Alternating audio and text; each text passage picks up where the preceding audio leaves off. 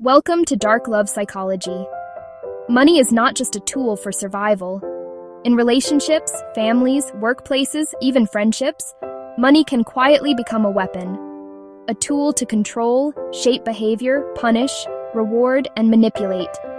In today's video, we'll break down exactly how financial power plays work, why people use them, and the psychological traps that keep victims stuck. Financial control starts with a simple truth. People follow the hand that feeds them. When someone knows you depend on them financially, they gain leverage, even without saying a word. This is why money becomes one of the most effective tools for emotional influence. Example: a partner pays all the bills and then says things like, "I sacrificed everything for you. If it wasn't for me, where would you be?" This creates guilt, fear, and dependency, the three ingredients of financial control. Psychologically, the person with money feels more secure, more powerful, more valuable, and the person dependent on them feels afraid to upset them, afraid to lose stability, afraid to speak up. This sets the stage for all other financial power plays. Not all financial control looks abusive. Sometimes, it begins with something that looks generous. At first, they offer paying for everything, helping with expenses, solving problems with money, offering a lifestyle you couldn't afford alone. It feels loving, but then it shifts. Example: a man covers his girlfriend's rent. Later, he says, "Since I'm paying, I don't want you going out late. You should listen to me more. I'm taking care of you." Generosity becomes a leash. Support becomes supervision. The truth: people rarely give you full financial support without expecting influence, access, or compliance in return. Controlling behavior often becomes a psychological game. Reward when you obey, punish when you resist. This is classic conditioning. Forms of rewards: vacation payments, shopping money allowances, financial gifts, business support, paying off your bills. Forms of punishment: suddenly withdrawing support, canceling plans, reducing allowances, delaying help, making you feel financially insecure. Example: your partner disagrees with you. They cancel the vacation they promised. You comply. Suddenly, they reward you with gifts. Money becomes the invisible whip. You're trained to avoid conflict because conflict threatens your financial safety. Nothing gives someone power like making you feel you owe them. Debt can be emotional, financial, or both. Example: a partner pays your tuition. Later they say, "After everything I've done, you should appreciate me." Don't forget who made your career possible. The debt doesn't end when the money ends. It becomes a long-term psychological chain. Even small debts can create huge influence. Subtle example: someone buys you a $30 meal. Later they say, "You could at least listen to me."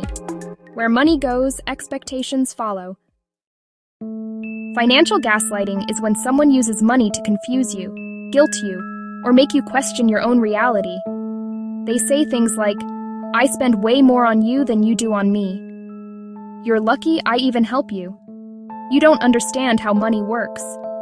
If you were smart, you'd let me manage everything." The goal is to make you feel financially incompetent, dependent, undeserving, powerless. Example: a partner hides financial records but accuses you of being irresponsible.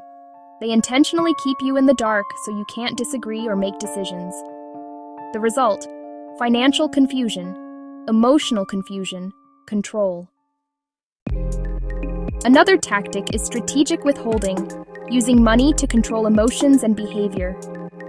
Examples include refusing to pay shared bills, delaying promised money, forgetting financial agreements, using money to force apologies, withholding help when you need it most, making you beg for what you were promised. Example: you had an argument. Next day, they forget to transfer money they normally send. Or they say, "I'm not helping until your attitude changes." This is not about the amount. It's about dominance.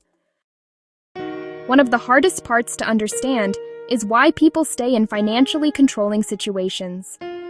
But the answer is simple. Dependency feels safer than uncertainty.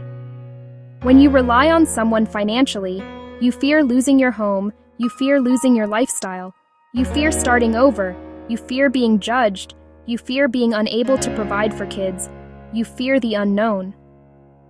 Money doesn't just control your choices, it controls your imagination about what's possible. Example: someone wants to leave a controlling partner but thinks, what if I can't survive alone? What if my life becomes worse?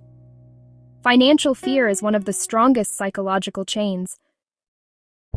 Escaping financial power plays is not just about making money. It's about rebuilding psychological autonomy.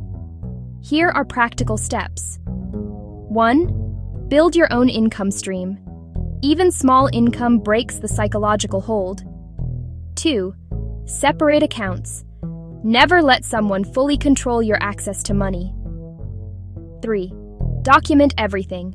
Highly useful if legal problems arise later. 4. Build social support. Isolation makes financial control stronger. 5.